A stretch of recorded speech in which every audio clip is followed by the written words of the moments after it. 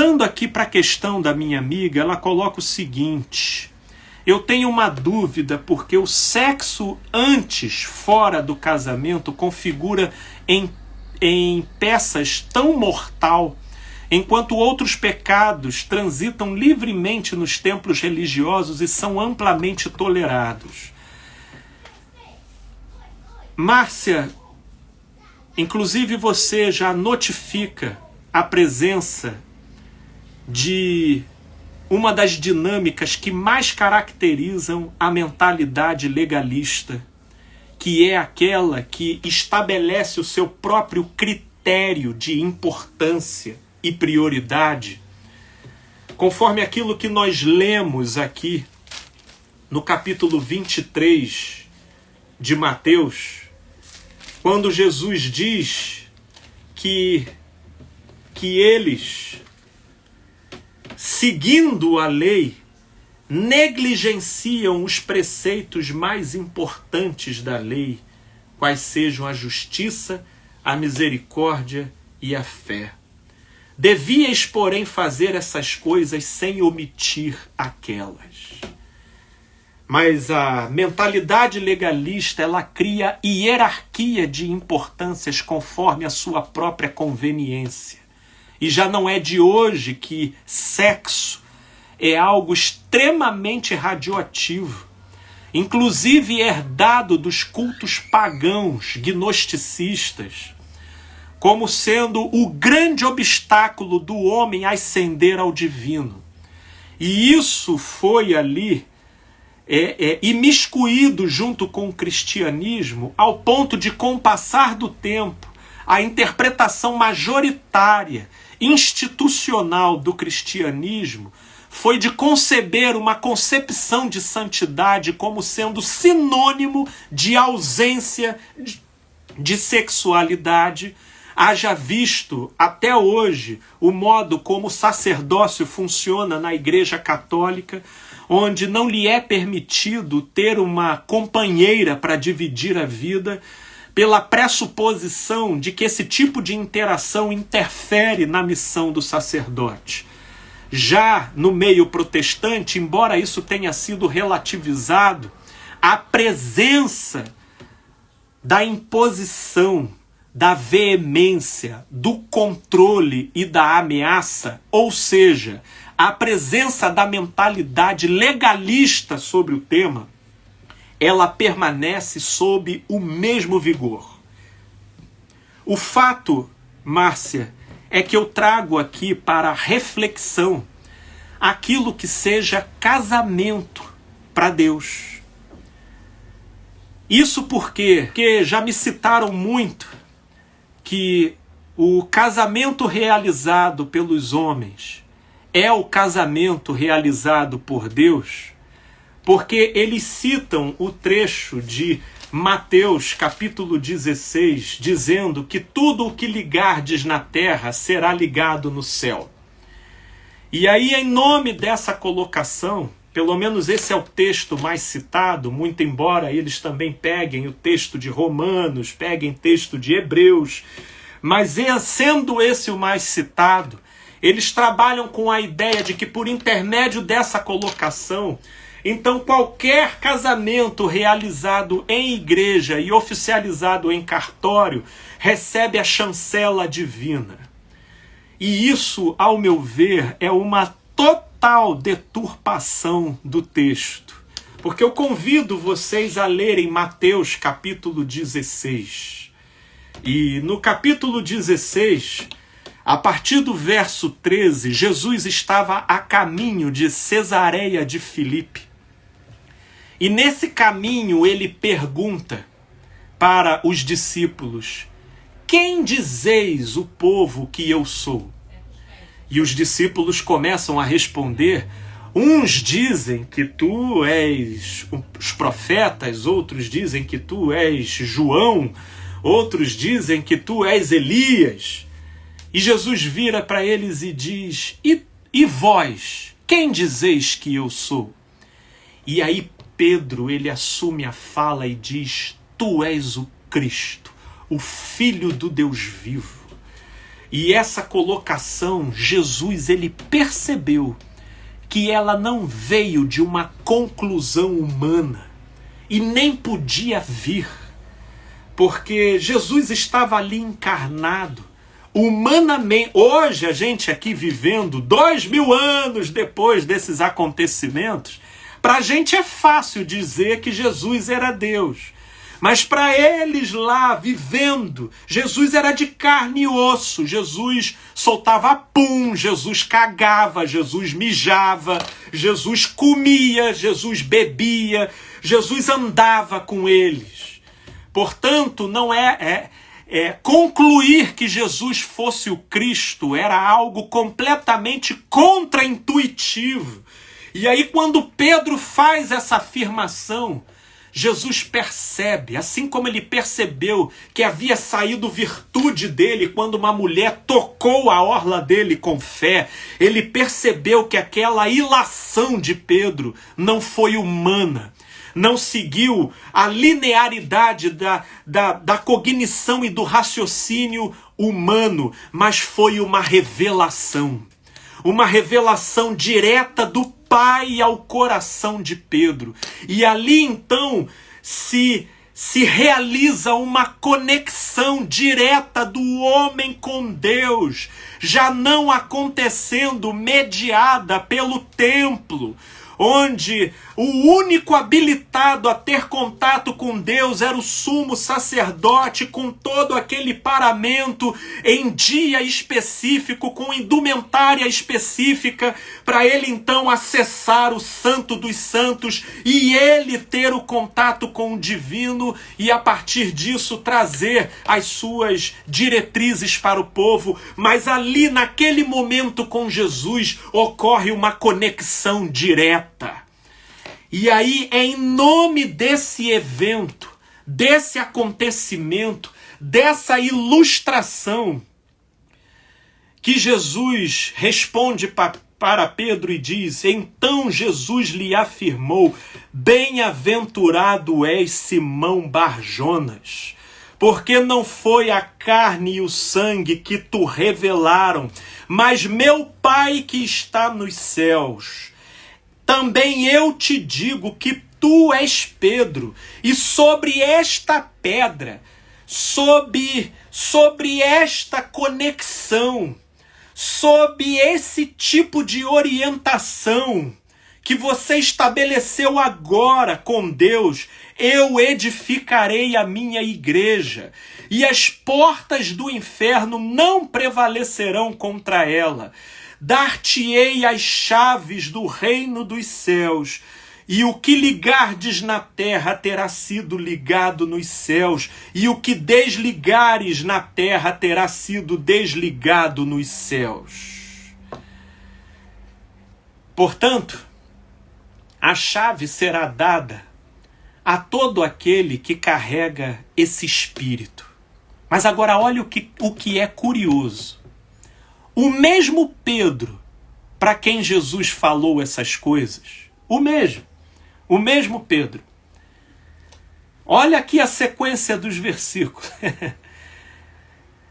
Desse tempo começou Jesus, versículo 21, Jesus Cristo a mostrar a seus discípulos que lhe era necessário seguir para Jerusalém e sofrer muitas coisas dos anciãos, dos principais sacerdotes e dos escribas, ser morto e ressuscitado no terceiro dia.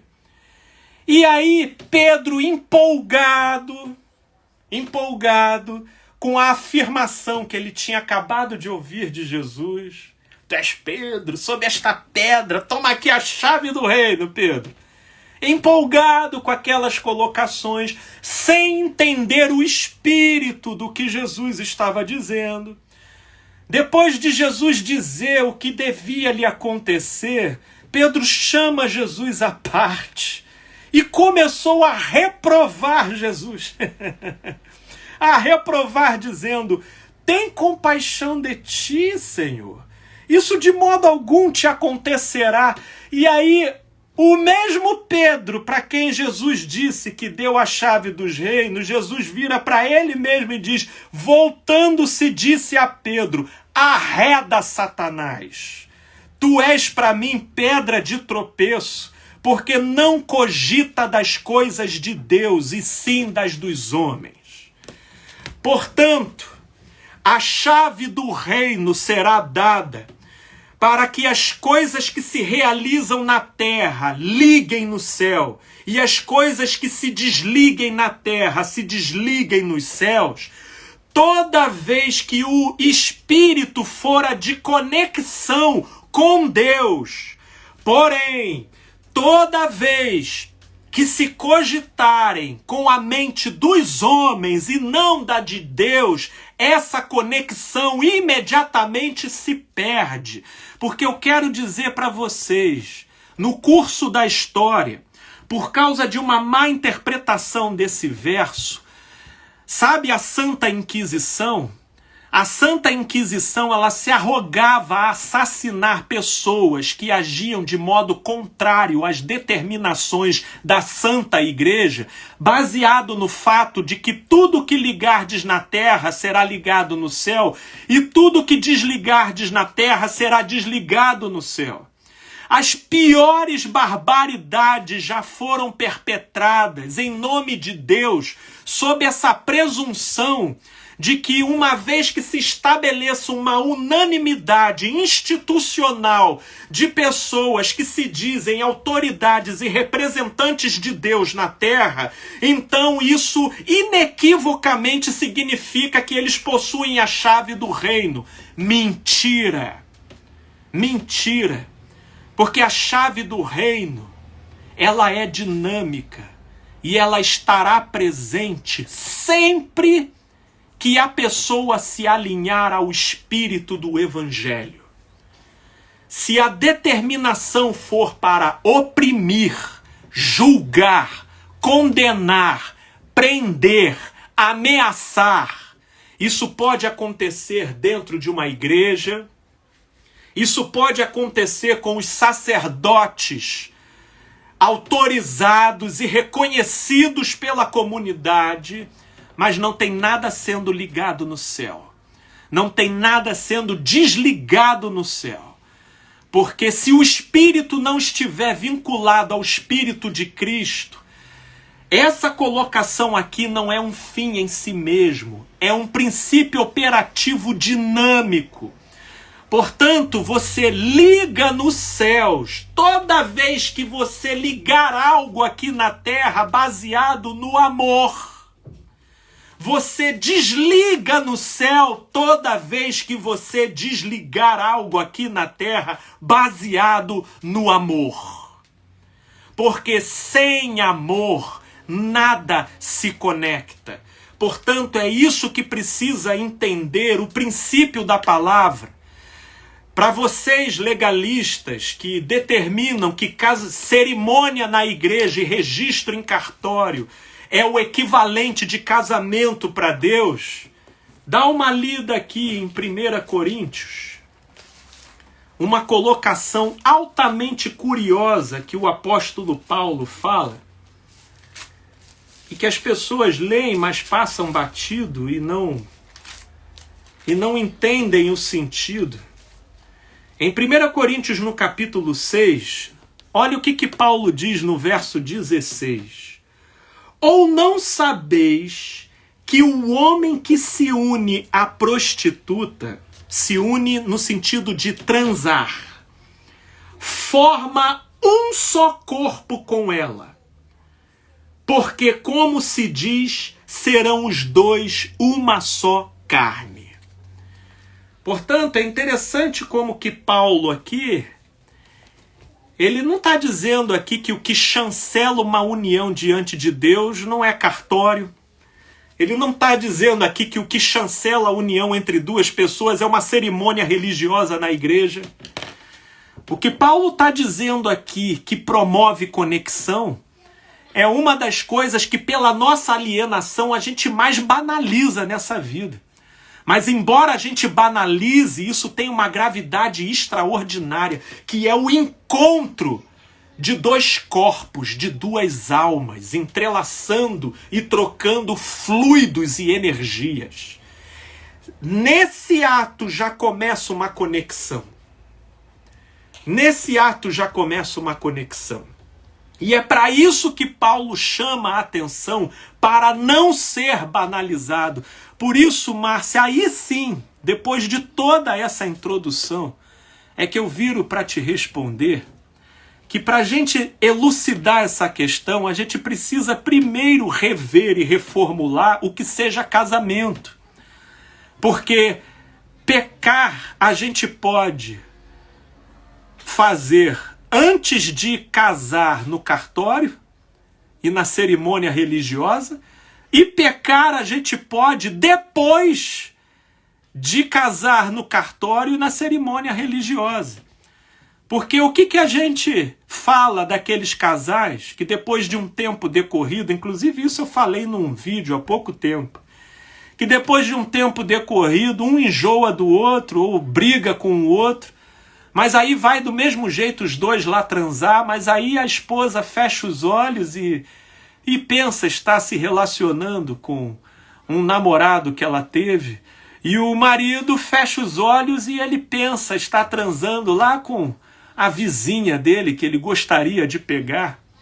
Só que aí essas pessoas, eles não percebem a desconexão existente entre eles, porque para eles, como o sexo deles está legalizado por uma cerimônia religiosa e um papel no cartório, então eles não levam em consideração a desconexão e o modo como eles já estão se promiscuindo dentro da relação entre eles.